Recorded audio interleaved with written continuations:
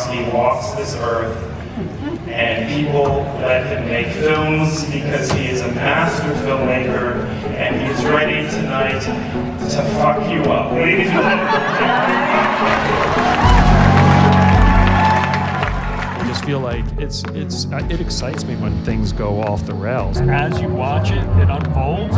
I love it when I'm surprised in films. It's about figuring out what type of movie it is. That's kind of what I live for, is to see something I haven't seen before. It's a very intense roller coaster ride. We knew it was always going to be an assault of the senses. Only come if you really want to go on the scariest ride in the park.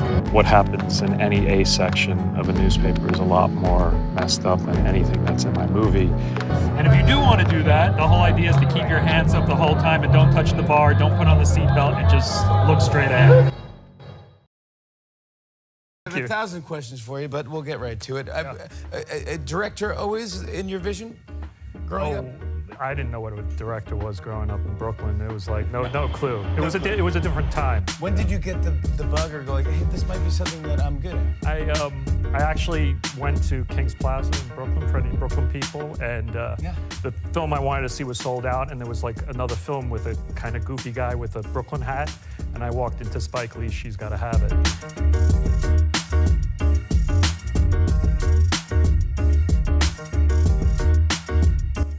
Being from Brooklyn and just seeing something that I could understand that was very, very personal, but it seemed to be working on a international scale. Yeah. And it was just like, I had never seen anything like that. So it's sort of like, oh, someone from Brooklyn can do something in this world, and it kind of opened my eyes. It gave me the idea that you can just tell a small story and connect with people all over the world. If you're a 7-year-old girl in Iran, or 50-year-old guy in Australia, if it's a human story, it's human. I guess, the magic of cinema for me has always been that, as long as they're human and they have human emotions, hopefully the audience will take a ride with them. Actually, I was like, what is the cheapest thing I can make? And I raised money going out to everyone I knew, asked them for $100 each, with the promise if the film made money, they'd get $150 back. And that movie was? Pi. Yeah, not too shabby. Mathematics is the language of nature. 2. Everything around us can be represented and understood through numbers. From the beginning, Dan, the films have been polarizing. Of course, Pi was sort of universally acclaimed, and everybody said... No, it wasn't. Well, people said it's the arrival of a great talent, a major talent at Sundance. No, that's not true. Come on. Yes. The New York Times called it inky and a jarring score. Golden ratio, golden spiral. Wow. I never saw that before. So we started to come up with a language of subjective filmmaking. An order underlying every Go game. Where when he was having headaches and he was freaking out, we would use those different cameras. Maybe that pattern is like the pattern in the stock market. The Torah. Give a sense to the audience what it felt like to feel that type of pain. This 216 number. This is insanity, Max. Or maybe it's genius.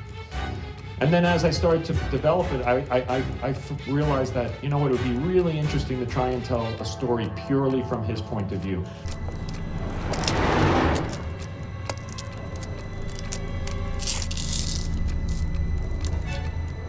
Max. Meaning that if he was not in the scene, we could not show that scene. So for instance, I was not interested in cutting to the bad guys plotting to take over the world. I just wanted to see how that impacted him. Leave me alone! I got him! Help! Get up there! Sit down! Keep going! After that was Requiem for a Dream. For a Dream was savaged by critics. It's got like a 72 on Rotten Tomato. Requiem for a Dream is not a drug movie. It's about humanity's obsession with escapism. Because the point of the whole entire project was to show that it doesn't matter what the drug is. It could be TV, it could be coffee, it could be dope. Everything is the potential of a drug. They're 4 characters who have a lot of dreams and a lot of hopes. The theme of the film, it's a story about the struggle of addiction versus the human spirit.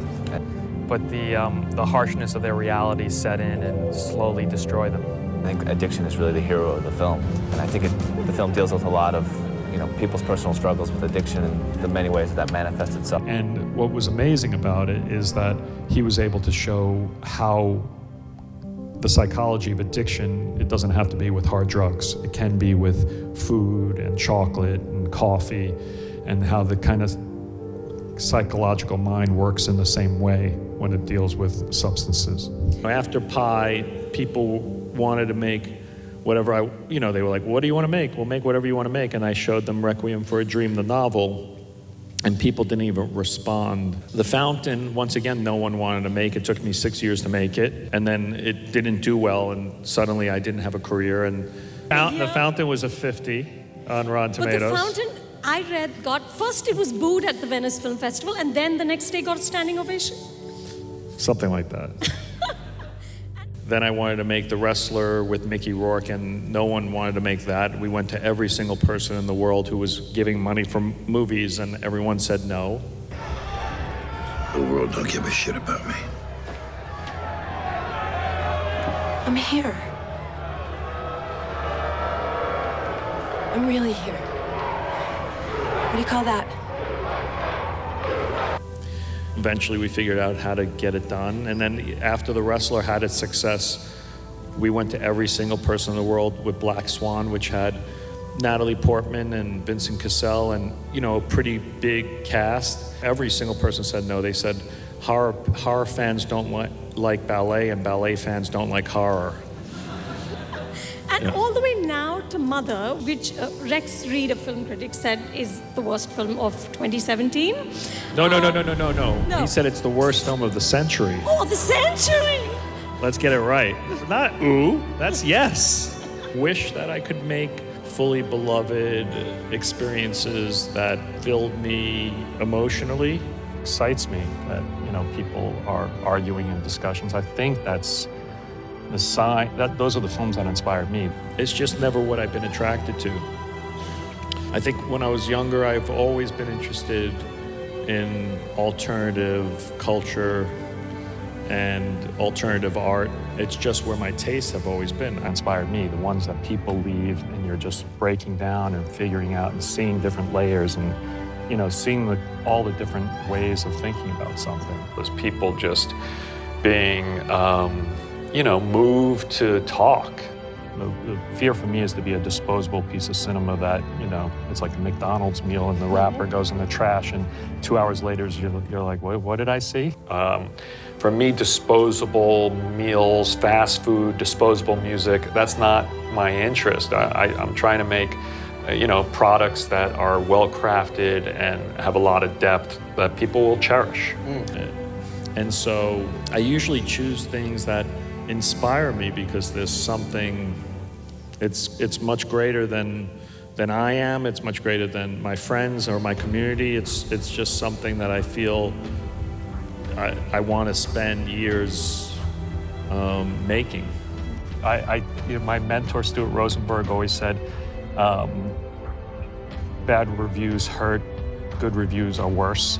And I thought that was very smart. Yeah, it was a good line. I guess what's kept me going is all of those no's is kind of what makes it fun and worth doing.